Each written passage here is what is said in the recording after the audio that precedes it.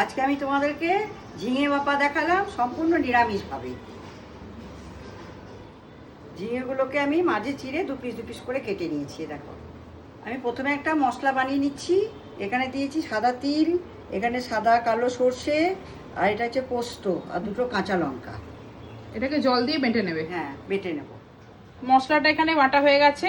এবার কি কি দিচ্ছ মা, দিতে লাগো। এখানে আছে নুন, মিষ্টি, হলুদ গুঁড়ো আর লঙ্কার গুঁড়ো। হ্যাঁ, দিয়ে দাও সবটা। আর যে সর্ষে পোস্ত আর তিলের যে বাটাটা মা বানিয়েছে সেটা এর মধ্যে দিয়ে দিল। এটা কিন্তু খুব চটজলদি রান্না, মানে এই মশলা মাখিয়ে বসিয়ে দিলেই রান্না হয়ে যাবে। এবার দিচ্ছে এখানে নারকেলের দুধ অল্প করে। নারকেলের দুধের গল্পটা তুমি বলো বাকিটা। এখানে নারকেল কোড়া দিতে হয়, যেহেতু আমাদের নারকেল দুধটা ফ্রিজে ছিল সেজন্য ওইটাই দিলাম। তোমরা নারকেল কোড়া দেবে, বেশি টেস্ট হয়। হ্যাঁ, নারকেলের দুধ বলতে এটা ওই ম্যাগি কোম্পানির যে নারকেলের দুধের পাউডার হয়, সেই পাউডারটা জলে গুলে এখানে আমরা দিলাম। এটা নারকেল কোড়া দিলে ভালো হয়, আনা হয়নি বলে আর দেওয়া হয়নি। এবার দেওয়া হচ্ছে কাঁচা সর্ষের তেল। এবার পুরোটাকে মা ভালো করে এবার মিক্স করে নেবে। এটাকে মাখিয়ে নিলাম। এবার 5 মিনিট চাপা ঢাকা দিয়ে রেখে দেবো। কড়াইয়ে দিয়ে দেওয়া হলো প্রথমে সর্ষের তেল, আর দেওয়া হলো কালো জিরে ফোড়ন আর একটা শুকনো লঙ্কা। এখানে ফোড়নটা ভাজা হয়ে গেছে। এবার মেখে রাখা ঝিঙেটা দিয়ে দেওয়া হলো, পুরোটা দিয়ে দিল। দেওয়া হলো সামান্য বাটি ধোয়া জল। এবার এটাকে একটু নেড়ে চেড়ে রান্না করে নিতে হবে। ঝিঙেটা কিন্তু সম্পূর্ণ নিরামিষ, তোমরা নিরামিষ দিনেও করতে পারো।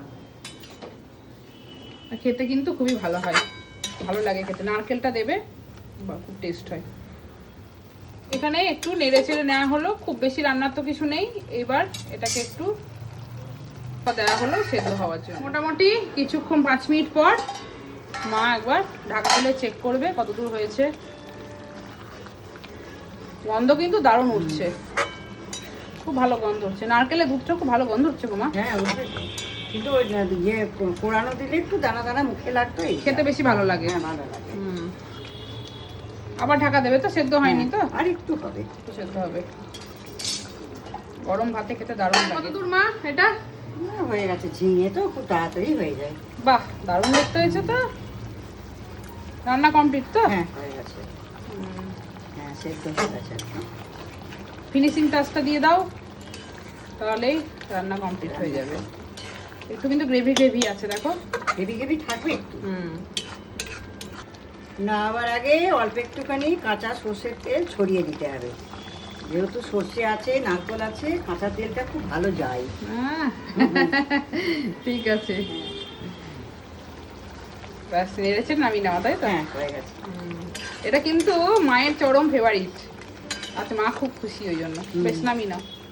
তৈরি হয়ে গেল ঝিঙে ভাপা, পুরোপুরি নিরামিষভাবে। যারা কোনোদিন বানাওনি, বানিয়ে দেখতে পারো, অপূর্ব হয় খেতে। আর কেমন লাগলো জানিও, ভালো লাগলে লাইক কমেন্ট শেয়ার করতে কিন্তু ভুলো না।